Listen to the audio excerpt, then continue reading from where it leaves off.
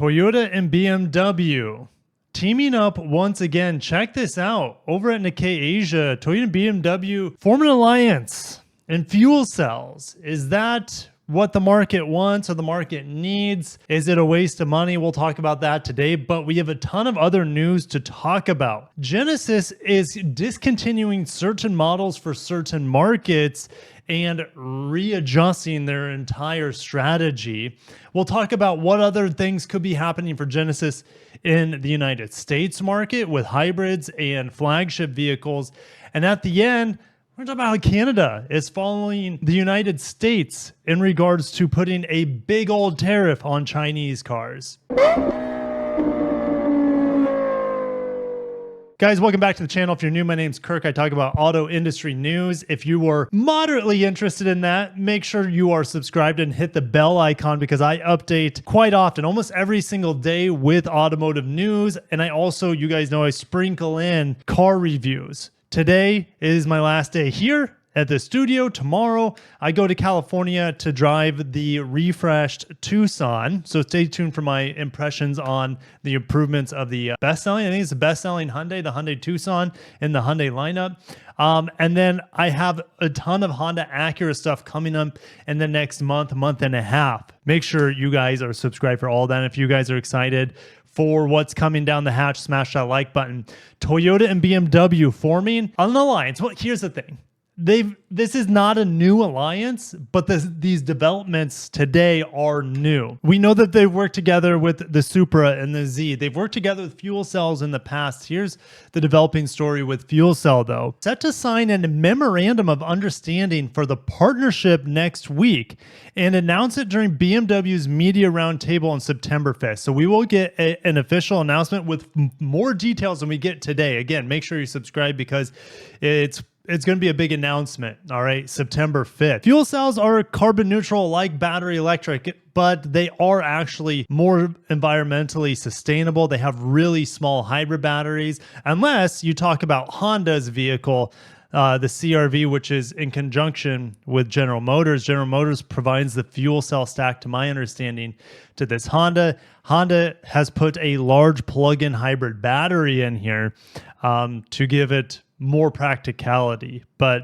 that vehicle nor any other fuel cell is very practical. We'll talk more about that here in a little bit, but you have high compressed hydrogen. Assuming you have a station near you, you can fill it up like a gas car. It doesn't take very long, and you compress it. You store it in these big tanks in the car, which reduces capacity, or should I say cargo capacity, but they're much lighter compared to, let's say, a battery electric vehicle with heavy batteries, and they don't require nearly as much raw materials and minerals or rare earth. I'm not going to go that far because you do need platinum in the fuel cell stack to make it more efficient. But I would say to a lesser degree, metals overall in a fuel cell by a lot compared to a battery electric vehicle. They should be easier to recycle compared to a BEV, etc. So there's a lot of upside to fuel cell, but there's a lot of downside as well. So Toyota will be supplying BMW here. So Toyota is actually a supplier in this situation. So Toyota is supplying the hydrogen tanks, which are expensive, very expensive. They are made out of carbon fiber, to my understanding. These tanks have to be extremely complex, at least in theory, to make sure the smallest atom in existence, hydrogen, doesn't leak out. Hydrogen can leak very easily, and so you need to have very leak-proof tanks. And so you have these very, very thick walled carbon fiber tanks. And why carbon fiber? Well, carbon fiber is a lot lighter than thick steel tanks, so it makes sense there. But besides the tanks, Toyota will be providing the fuel cell stacks, which is a huge portion here. BMW is then using their own EV technology, their own software, their own systems, probably their own inverters, almost certainly, locally, or their own supply chain of batteries or plug-in hybrid batteries and whatever else they need to manufacture that vehicle. So really, Toyota just providing the tanks and fuel cell stacks here. BMW is hoping to put this iX5 hydrogen vehicle into production in the next year or two. We don't have a concrete deadline, but that will probably change September 5th. We have a cruising range of more than 500 kilometers, which, I mean, the Mirai can cruise longer than that.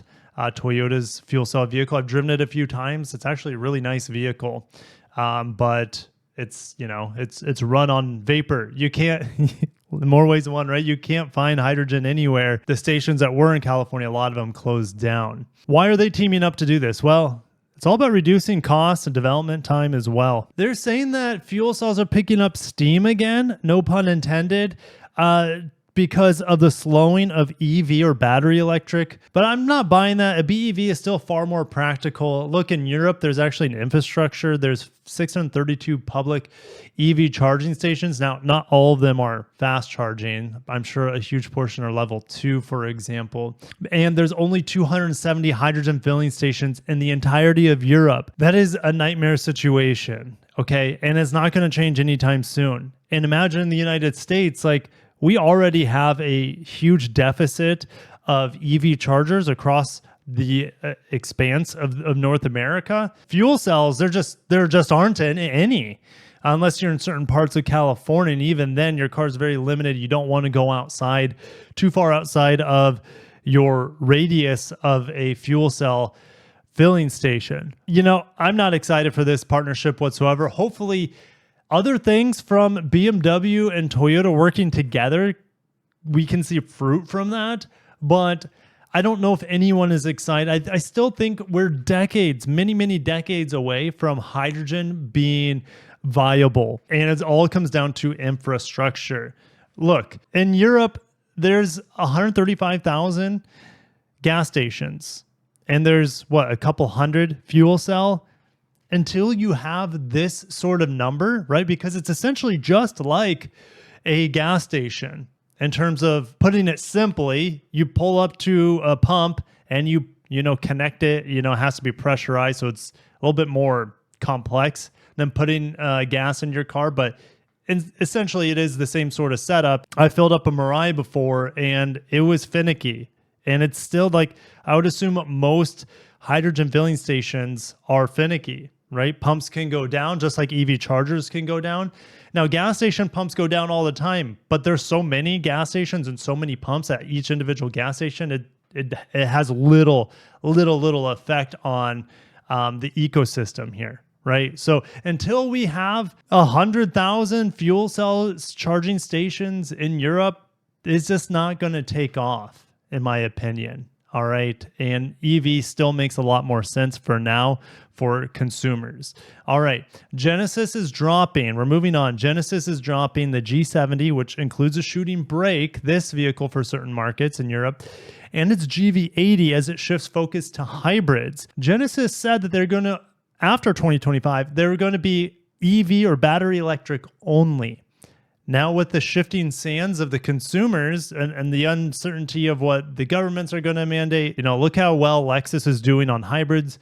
We can do hybrids really well too. Let's go that route. I mean, the Germans do pretty good on hybrids from my understanding. I haven't driven a whole lot, but the BMW hybrids or plug-in hybrids are pretty solid from my understanding. Genesis only delivered 200 examples of the GV80 and G70 since they launched 3 years ago. So 200 of the sedan and 200 of the crossover. If I was Genesis, I would have killed them off too in the UK. BMW, conversely, sold 25,000 examples of the X5 and 67,000 examples of the 3 Series. And it's too bad we never got the G70 shooting brake here in the United States. I think it's gorgeous.